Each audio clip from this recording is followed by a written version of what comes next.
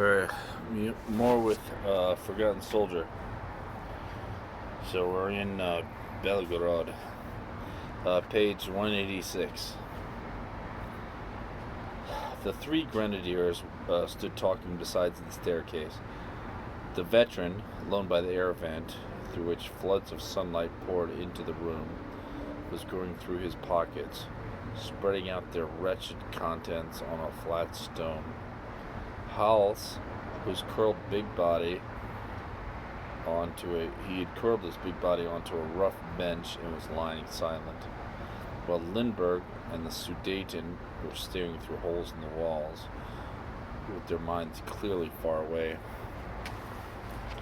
I went over to Hals and lay down beside him. We stared at each other for a moment, unable to speak. What the hell are we doing here? Hals said finally. His face had noticeably grown harder since Bialystok.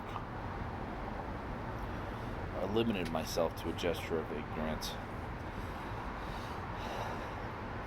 I'd like to sleep, but I can't, he said. Yes, it's just as hot in here as outside. Let's go out anyway. We went out and took a few steps. The light was blinding. Maybe there's some cold water over there, I said, pointing to an orchard divided by a thin stream. I'm not thirsty, not hungry either. Hals answered to my great surprise. I was used to his enormous appetite. Are you sick? No, I just feel like vomiting. I'm so tired, and those fellows over there, they don't help either. He nodded at the 30 putrefying corpses in the little garden. That's always how it is with fellows who won't make any more trouble, I answered in a tone which still surprises me. Ours were picked up before we got here, Hals continued. There's some freshly turned ground just inside the village. I don't know how many they were able to stuff in there. Do you know how many we've had killed already? We were silent for a moment. We'll probably be relieved soon, Hals. Yes, he said. I hope so. We really were shits to kill those pop-offs in the bread house. He was clearly desperately troubled by the same things that troubled me. The bread house is how it is, and all there is, I answered. I could still feel the cartridges running through my hands, see them entering the Spandau machine guns, and see the bluish smoking metal of the barrel of the machine gun, and the sparks that flew out each time the gun fired, painfully striking my face and my hands, and hear the shrieks penetrating the infernal din and the cries for help. Pomosh! Pomosh! Something hidden had entered our spirits to remain and haunt us forever. It was broad daylight, but we had no idea what time it was. Was it still morning? Was it afternoon? It didn't matter. Everyone ate and drank when he could, slept when he could, and tried to think whenever he could take off his helmet. It's strange how much a helmet interferes with thought. It was still daylight when an enemy barrage ripped into the orchards and the advancing troops, which had stopped only a short distance from us. We dived into our cellar shelter and stared anxiously at the ceiling, which rained down plaster with each explosion. We'll have to shore it up too, said the veteran. If anything lands too close, the whole thing will come down on our heads. The bombardment lasted 2 hours. A few Soviet shells fell right beside us, but they were clearly intended for the assault troops. Our big guns answered theirs, and all other sounds were drowned in the noise of artillery. Shells from our howitzer were shooting right over our ruin, contributing as much to the collapse of our ceiling as the Russian shells, which sometimes burst less than 30 yards away. During the bombardment, we were all gripped by an extreme and exhausting tension. Some of us attempted predictions, only to be contradicted by events a few moments later.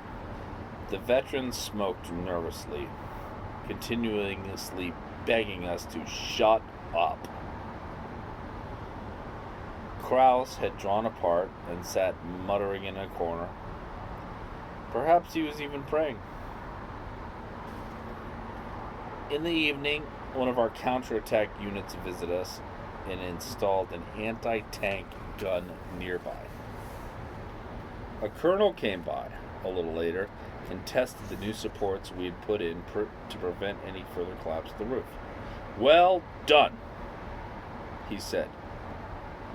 He made the rounds of our little group, offering each man a cigarette. Then he rejoined his unit, which is part of the Grossdeutschland, a little closer to the front. It grew dark.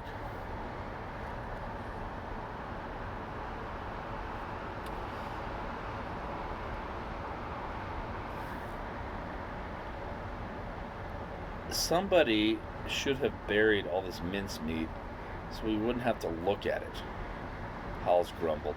Everyone laughed, as if he had just said something really funny. We crossed a piece of ground so heavily pitted with shell holes, it was hard to imagine that anyone who'd been on it could have survived. It grew very dark. Through the tattered silhouettes of the remaining orchard trees, the horizon was glowing red with fire.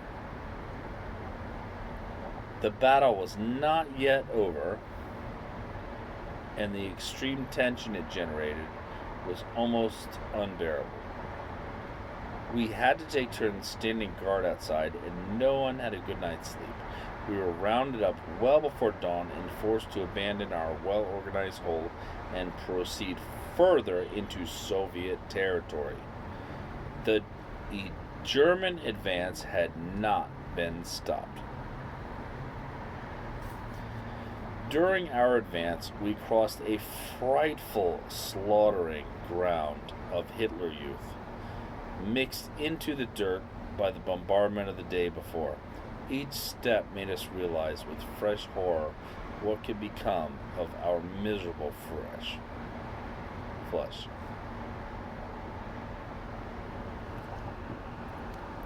Immediately beyond the hospital, we had to wade across a canal.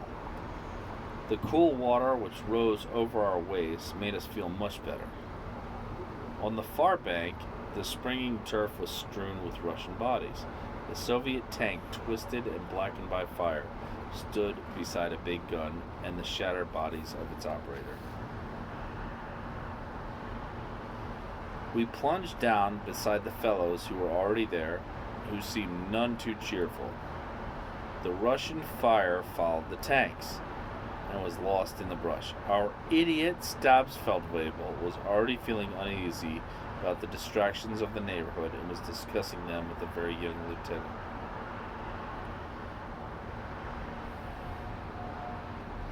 Then the young officer waved to his men, who followed him toward the woods, running and bent nearly double.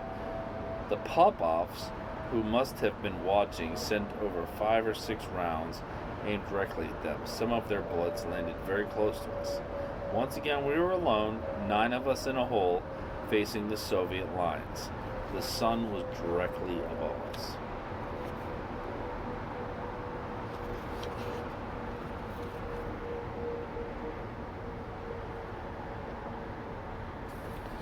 Night fell before we realized day had ended, and with darkness our terror returned.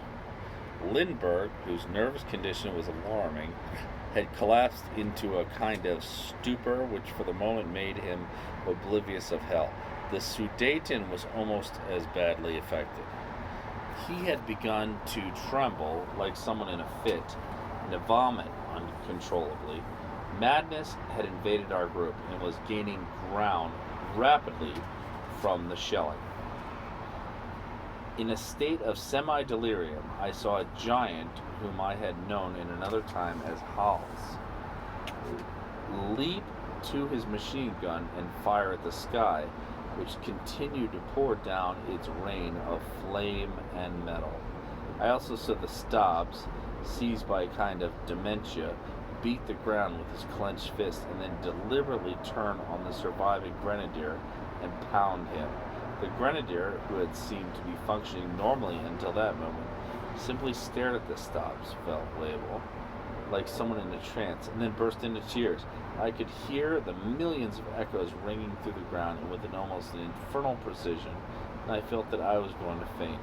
I stood up, totally unaware of what I was doing, shouting curses and obscenities at the sky. I had reached the edge of the abyss, like all my companions, and like them, I was nearly finished. The rage burned like a straw fire, consuming my last reserves of strength. My head began to swim, and I fell forward against the edge of the trench. My mouth, which was wide open, filled with dirt. I began to vomit, and I knew I wouldn't be able to stop until I'd emptied myself completely. I waded through my vomit with my trembling hands stretched out in front of me, reaching for the support of the crumbling parapet. A white flash, like an element of a nightmare, lit the darkness which had enveloped us and kept me from losing consciousness. I slowly raised my eyes above the level of the trench wall to follow the Russian flare as it fell to the ground. During those moments, I felt strangely certain that I was at home, that none of my surroundings existed, and that the descending flare was really a falling star. I remained in my stupor a long time, while the explosions continued to compress my lungs. Some men stood in one position for hours, asleep on their feet with their eyes wide open. Finally, toward midnight, everything fell silent. However, no one moved. We all felt so weak in that moment that was beyond the limit of possibility. Finally, the veteran was able to make us pay attention.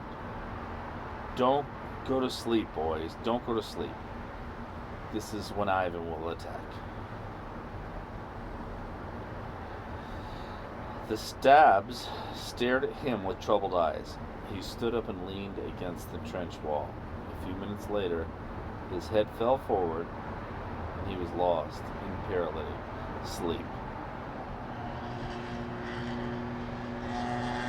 The veteran continued to exhort us, but the 6 of us who were left received his pleas with a silence as absolute as the silence of our 8 corpses. Sleep was crushing us, as the guns had not quite managed to do. If the Russians had chosen that moment to attack, they would undoubtedly have saved a great many lives on their side. Our advanced interception positions were manned only by sleepers and dead men. Although there might have been more noise from the big guns and more flares, our ears picked up nothing for the next 4 hours.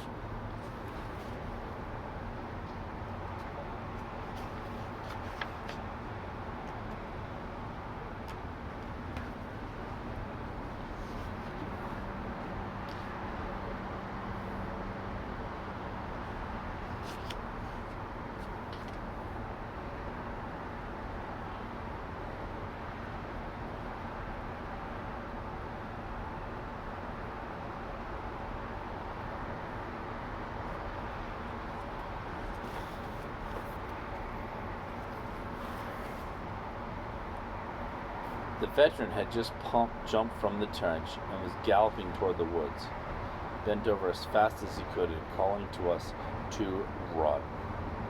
We grabbed our guns in frantic haste. "Run!" shouted the Sudeten. We all followed. For a moment we were almost mad with terror, racing toward the shattered trees with our lungs on fire, while Russian bullets whistled through the air all around us. There were still 7 of us, which seemed astonishing. The Stabs had finally followed everybody else, but was still protesting and shouting, "Cowards! Shoot back! I'll be killed, put up a fight! But we continued to run for the trees. Halt! The Stab shouted. Halt, you cowards! We had just caught up with the veteran, who had stopped for a minute behind what was left of a tree. I was right behind him. You bastard! I'll report you for this. I know, the veteran said, gasping, almost laughing. But I'd take one of our firing squads over Ivan's bayonet any day. We began to rush again, climbing a pockmarked hillside, stripped of its brush. Aye! Howled the veteran as Russian bullets struck the earth bank with hollow thuds. Hurry, Stubbs, quick, he said to our leader, who was still climbing the bank and would never complete his descent. You'll see, we'll stop them when we get to our lines. The veteran had barely finished speaking when our non-com suddenly cried out and stood up, flapping his arms in an almost comical way. Then he ran back down the little hill and collapsed with his face pressed into the ground. Damn Stabs. I told him to hurry up, said the veteran. Stripped of a leader for the second time, our 8th group continued its flight through the brush, staggering under our load of weapons. Let's stop for a second. I can't breathe. Hals had dropped to the ground and was trying to regain control of his breath. Behind us, he could hear guns popping and an occasional German projectile falling toward the earth.